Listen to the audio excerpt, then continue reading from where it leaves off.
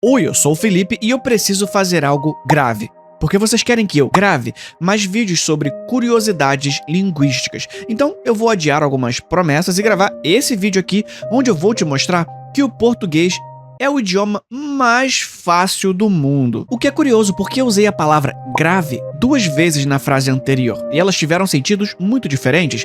Na primeira vez eu usei como adjetivo e na segunda eu usei como verbo. E eu ainda posso falar assim, mas grave. Esse fenômeno estranhíssimo se chama homonímia, que aliás é o fenômeno linguístico favorito do Tiririca. Não à toa ele tinha um bordão homoninha lindo. Você me desculpa, mas até que tem a ver, tem vários casos interessantes de palavras parecidas que causam confusão. Por exemplo, o clássico, a manga da camisa, que pode também ser a manga fruta. E se forçar um pouquinho mais, pode até ser o mangá, que é basicamente o desenho japonês. Desenho esse que em tempos passados eram feitos com a pena, que é basicamente um instrumento de escrita e desenho. O que também é interessante, porque pena pode significar o crescimento epidérmico que cobre as aves. Aliás, é daí que vem a pena da escrita, ou o sentimento de compaixão, mas também a atribuição de uma punição. Que nem a vez em que o cara pegou uma pena baixa pela pena do juiz que ficou com pena, porque o crime dele foi arrancar a pena de um papagaio.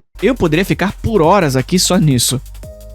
E talvez eu fique. Tem a palavra banco, que pode ser a instituição financeira, ou então o assento, o que é curioso, porque o assento também é problemático. Eu falo disso mais pra frente. Ou até um sinônimo de conjuntos, como em banco de areia, banco de imagens, mas pode também ser um verbo na primeira pessoa do singular do presente do indicativo do verbo bancar, porque o português é muito fácil. Por exemplo, eu banco minha mulher e quando fomos no banco sacar o dinheiro, ela sentou no banco para esperar o gerente acessar o banco de dados. Aliás, aqui tem uma pegadinha. O banco e instituição tem esse nome porque originalmente os cambistas da Idade Média e Renascença ficavam sentados em banquinhos de madeira fazendo as transações. Então, até dá pra dizer que, apesar de terem virado palavras diferentes, banco onde se administra dinheiro e o banco onde se senta são, na verdade, outro fenômeno. Mas peraí, por agora o que importa é que você deve ter percebido que os homônimos são intrigantes, porque nos permitem construir umas frases estranhíssimas.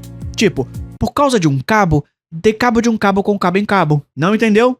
Vou repetir. Por causa de um cabo USB, dei cabo, ou seja, dei um fim de um cabo da polícia com o cabo de uma faca em Cabo Frio. Lembrando que o cabo de Cabo Frio é por causa do acidente geográfico, quando uma massa de terra se estende para dentro do mar. Isso que você está vendo na tela agora é um cabo. Ou então, assim como meu pai, eu como carne e me perguntam como me tornei carnívoro. Como carnívoro, explico o como e o porquê. Ou também, certo. O certo é avisar no horário certo que certo rapaz fez certo. Essas frases podem ser esquisitas, porém são perfeitamente corretas gramaticalmente. Porque usam homônimos homógrafos, que quer dizer com a mesma escrita, homófonos, ou seja, com a mesma sonoridade. Mas a gente tem também os homônimos homógrafos heterofônicos, aqueles que se escrevem igual, mas se pronunciam diferente. E o jeito de saber a pronúncia correta é só ouvindo mesmo e contextualizando. Por exemplo, você pode colher o milho para depois comê-lo de colher. Geralmente esse problema aparece muito em substantivos que também geram verbos. Tipo eu que almoço o almoço, ou então jogo o jogo, ou quem sabe até gosto do gosto. Por exemplo, você tem a sede, que é a matriz ou a central de uma instituição, e que é o homônimo heterográfico do verbo ceder na terceira pessoa do singular do presente do indicativo, tipo, ele cede, mas a gente já fala sobre isso. Só que tem também a sede, que é a vontade de beber, e que aliás é homônimo homófono do verbo ser no imperativo afirmativo da segunda pessoa do plural, tipo, sede vós igual aos benfeitores. Você viu como o português é muito fácil?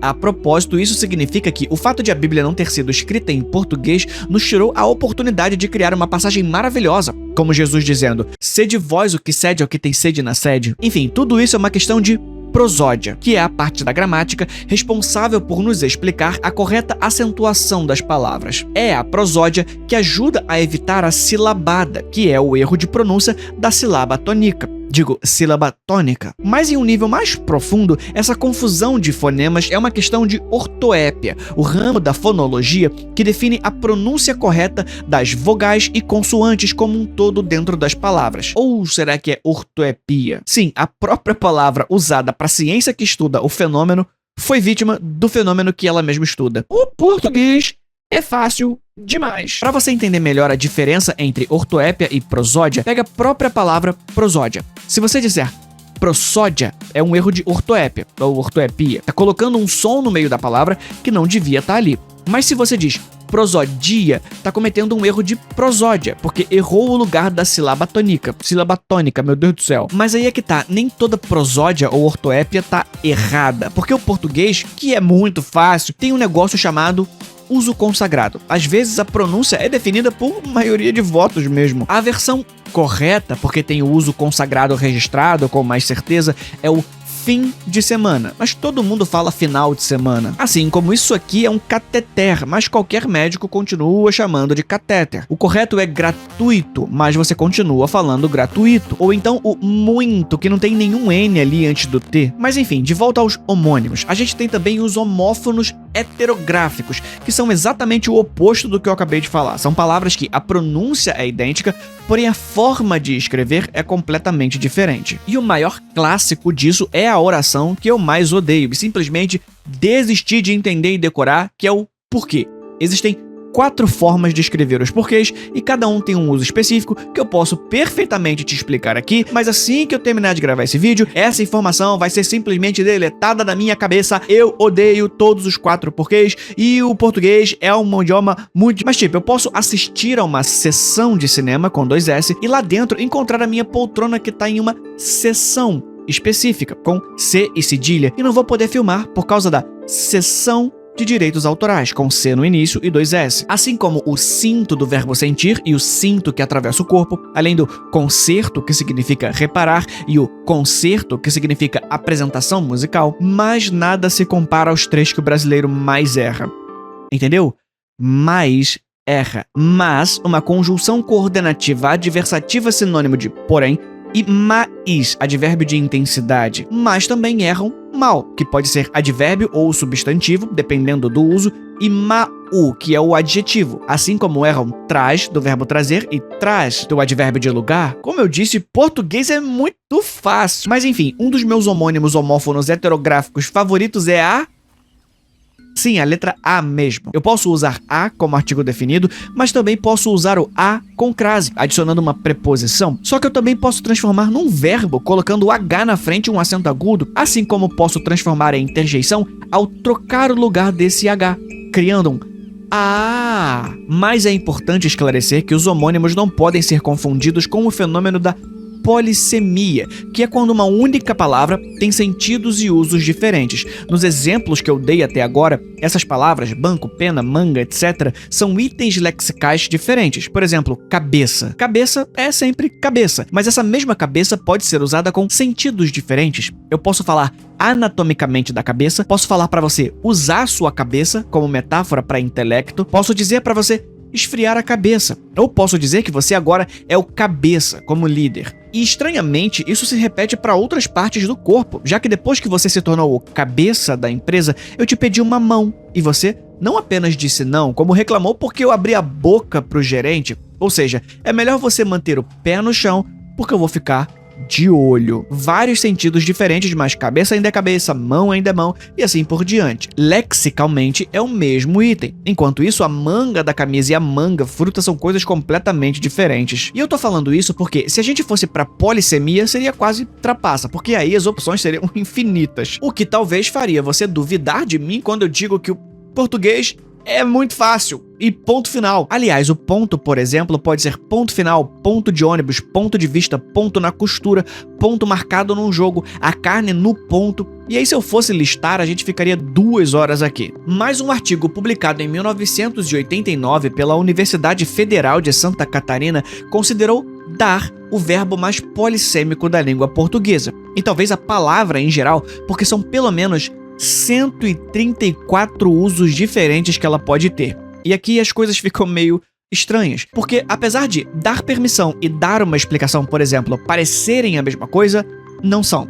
Pelo menos é o que dá a entender. Além do fato de que você pode dar atenção, dar apoio, dar resultado, dar leite, dar problema, dar lucro, dar certo, e às vezes não dá tempo, ou não dá pra ir, ou não dá pra fazer, seja porque deu febre ou deu meia-noite e por isso você quis dar pra trás, porque deu sono. A propósito, para além da polissemia, tem algumas palavras que nem caem em categorias específicas, mas eu acho que deveria ter. Eu chamo de palavras pegadinha. Palavras que parecem que significam uma coisa, mas significam outra que não tem nada a ver. Por exemplo, se eu te falar que eu tô sofrendo com meteorismo, você vai acreditar se eu te explicar que não tem nada a ver com meteoro? Meteorismo é o acúmulo de gases intestinais. Manda um peidinho pra Maceió. Claro que eu mando. Pra Maceió, esse, toda a galera do Maceió aí que me segue. Um peidinho pra vocês, bem gostoso.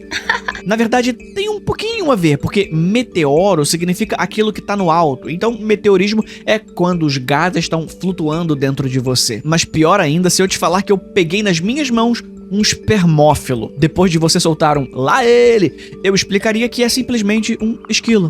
É que nem o bruxismo, que não tem nada a ver com bruxas, mas sim a condição de quem fica rangendo os dentes de forma involuntária. Ah, Felipe, a pronúncia correta é bruxismo. Não. Era. A língua é viva e quem manda são os falantes. E se a gente fala bruxismo, agora é bruxismo e acabou. Bruxismo vem de Bruckheim, do grego, mas ganhou o fonema chiado bem cedo no português. Só que a gente fala sobre essa ideia de falar errado em outro vídeo. Ou então o cachaço, que não é o marido da cachaça. Na verdade, cachaço é a parte dianteira do lombo do porco, que deve ser uma delícia com uma dose de cachaça. Aliás, falando em porco, a gente não precisa ir no clichê do português de verdade e o português de Portugal. Até regionalismos causam confusão. Eu tenho que admitir que eu, por exemplo, sendo carioca, tenho muita dificuldade em fazer as pessoas entenderem quando eu tô falando isqueiro, de acender, ou chiqueiro, de onde o porco vive. Olha só, isqueiro, isqueiro, isqueiro, isqueiro, isqueiro. Além de escória e chicória também. Eu sei que soam exatamente igual, olha. Escória, escória, escória, escória. Tá entendendo que eu tô falando escória? Eu tô falando escória.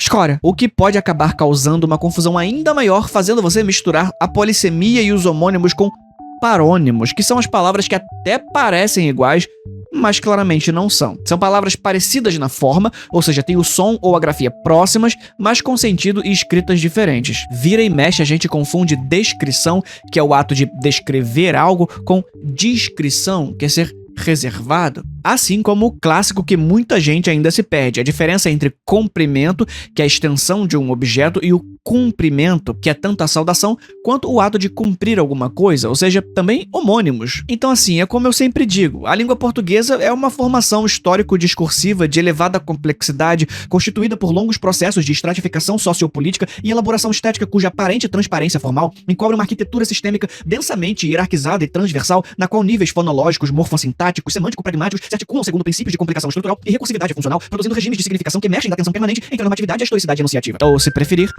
Português é muito fácil. esse foi o vídeo de hoje. A gente se vê na próxima. Fui.